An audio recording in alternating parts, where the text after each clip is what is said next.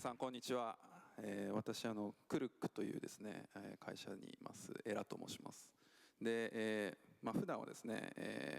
アパレルをさっきの及川さんと同じくやってるんですけども、僕はメーカーというよりもですね、普段はインドで、農薬コットンで、非常に農薬を使うんですけども、農薬に苦しむ農家さんをそのオーガニック無農薬の方に移していく、プレオーガニックコットンっていう、そういうものがございまして、それをやってます。で、今はですね、それも当然やりつつ、当然インドの人たちのサポートも非常に大事なことなんですけども、当然日本人として、東北のこの 3.11 の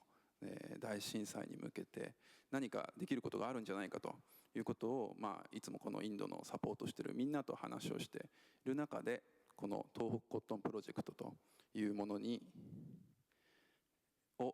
アイデアに出会ってですね、で私今この事務局を担当してます。なので今日東北コットンプロジェクトは全部で40社ぐらいの、世界41社の、個人団体でやっている共同プロジェクトなんですけども、代表して、お話をさせていただきます。で、まず最初に、東北コットンプロジェクトっていうのは何なのかというところを話して、で、これがどういう経緯で始まって、であとどういう未来を見ていこうとしているのかという順番でお話をしたいと思います。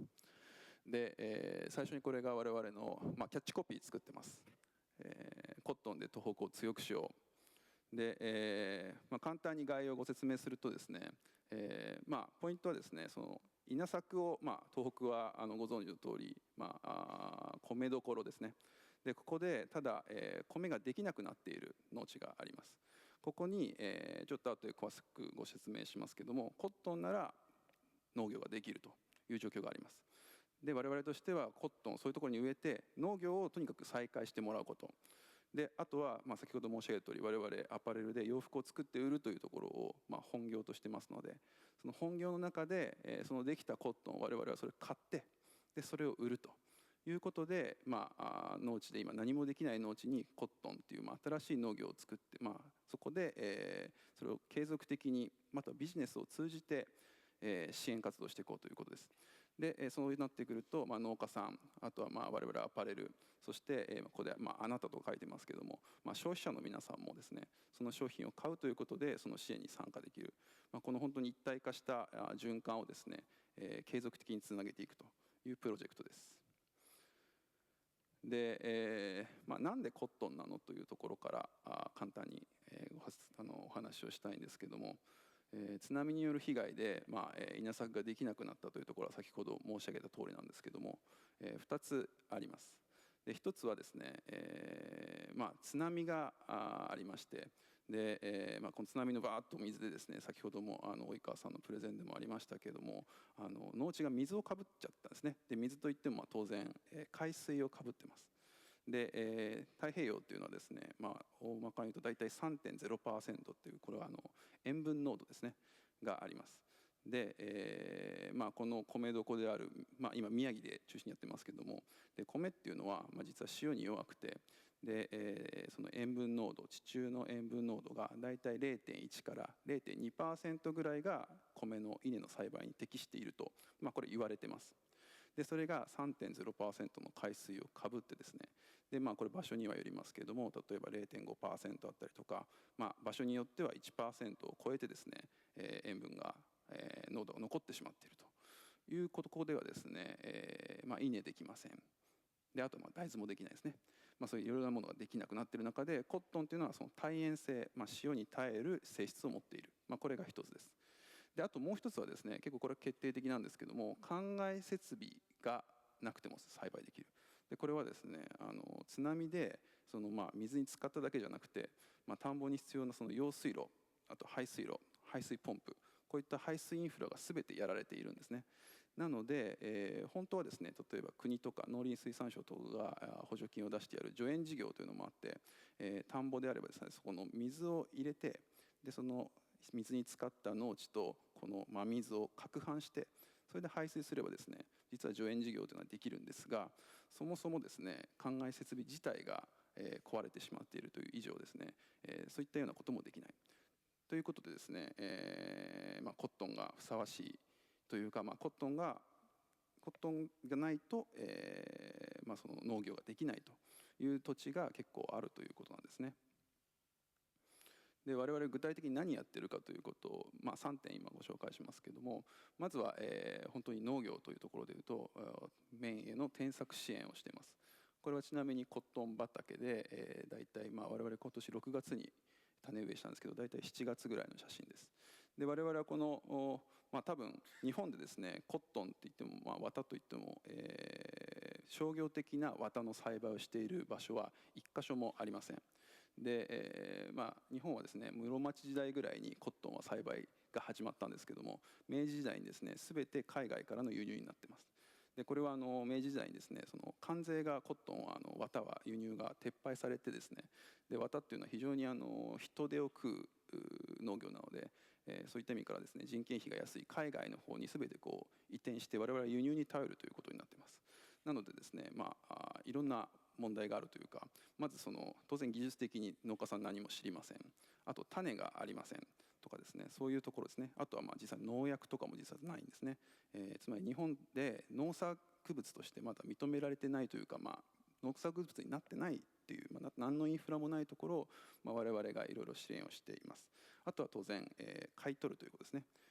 市場で、コットンが例えば100円で売ってるものとしたら、我々は大体その3倍の価格で買い取るということで、今支援をしています。で、今2カ所で試験栽培という形で今年やっています。で1つは仙台市の荒浜ですね。この、上の方の四角の方にありますけども、ここが、荒浜ですね。ここで 1.2 ヘクタール植えてます。であとは名取市、ちょっとこれ消えちゃってますけど、この下の方にですねありますけども、仙台空港の近くでこれ 0.4 ヘクタール、この2カ所で試験栽培という形でやっています。で、2点目に雇用を生み出すですね。とにかく今例えばさっき言った荒浜ではですね、その 1.2 ヘクタールで、コットンが植われていますが、その他はですねもう瓦礫だの、雑草だのなんだかんだので、一大一目惚れの産地だったところに今この 1.2 ヘクタール以外何もないですね。農業としては、非常にもう、壊滅状態と言っていいと思います。しかも家もほとんど全部流されたところで、本当にコミュニティとしても完全に崩壊している中にですね、我々としてはここに、何もやることがないというよりもここに何か事業をですね作って、でここで、雇用を生み出していって、でそれが地域の復興につながっていくことを目指しています。であとは実際綿がいっぱいできるだけでもしょうがないので、それを我々買ってですねそれを、流通させていく責任もありますので、実際にはこの東北コットンプロジェクトという形で今本当にプロジェクトチーム化してですね、これをブランド化してやっていこうということをやっています。でこれ生産というのは綿の生産から紡績糸を作ったりですね、で製品を作って、で最終的に販売して、でお客さんが買っていく。であとはこれトータルでコーディネーションしてブランディングしていくと。でこれを全てですね、一貫してやっていこうということをやってます。で、これ大体これで40社なんですけれども、実際のその農家さん側から、例えば全農といったところからですね、その農業系から、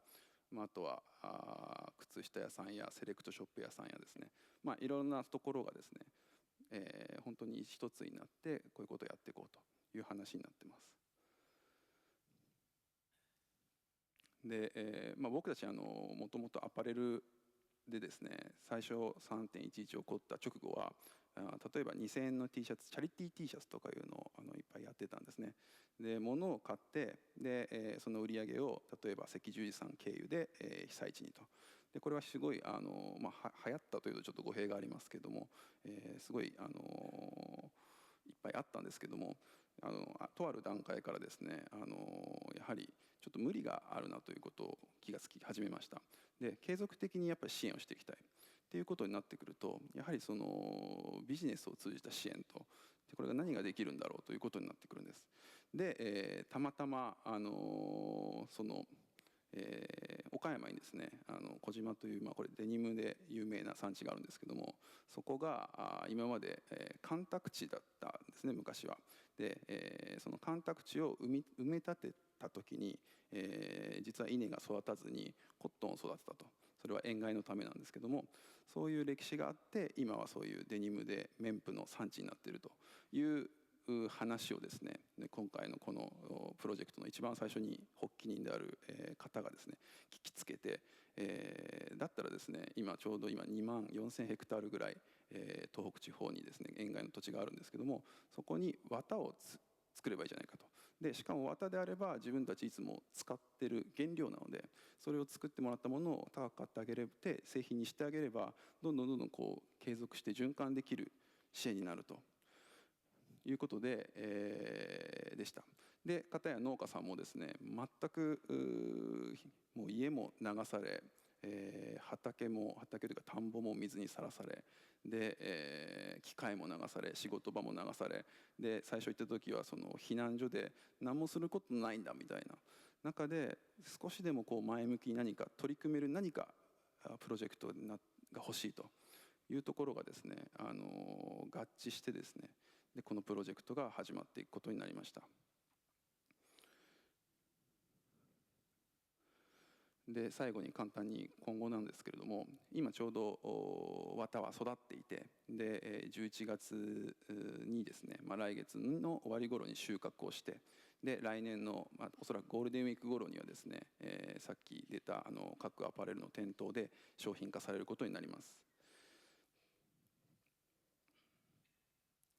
で今回ですねすごい面白いと言ったら、もしかしたらこの震災っていうことをテーマにきっかけに始まったので、言葉としては不謹慎なのかもしれないですけども、例えば仙台の農家さんと東京の企業がコラボレートする、あとは、そういう JA みたいなですね農家さん、農業チームとあとアパレル企業がコラボレーションする。あとは、アパレルの中でもですねセレクトショップ同士、普段はコンペティターなんですけども、こういったもの同士が一緒にやっていたりとか、あとは、そういうセレクトショップとあと SPA っていう、企画から製造まで全部一緒にやる、普段業種が違ってですね、普段一緒にやることのない人たちがですね集まって、それは本当に震災の復興っていう思いを一つにしているからこそできてるんですけども、そういったところで一つでやれる機会っていうのが非常に増えてます。で僕たちこれ震災復興がテーマなんで、これやっていってますけども、例えば3年後にですねこれは震災復興の綿でできた商品ですと言ってもですね、おそらく売れていかないだろうと思っていて、おそらくこれからはですね、どれだけこの東北で綿を作ることが魅力的なのかということを、魅力的な商品を作れるのかということをみんなで考えてやっていかなきゃいけないと思ってます。そういった意味では今まで組み合わさることなかった人たちがですねミクスチャーされて何か新しい価値を生んでいこうと。でそれを僕たち正直楽しんだりとかもしてるんですけども、本当にネガティブな状況からですね今こういうポジティブな面白い魅力のある動きが生まれて進んでいくということで、これから面白いことができていけばなと思ってます。で本当に、まだまだですね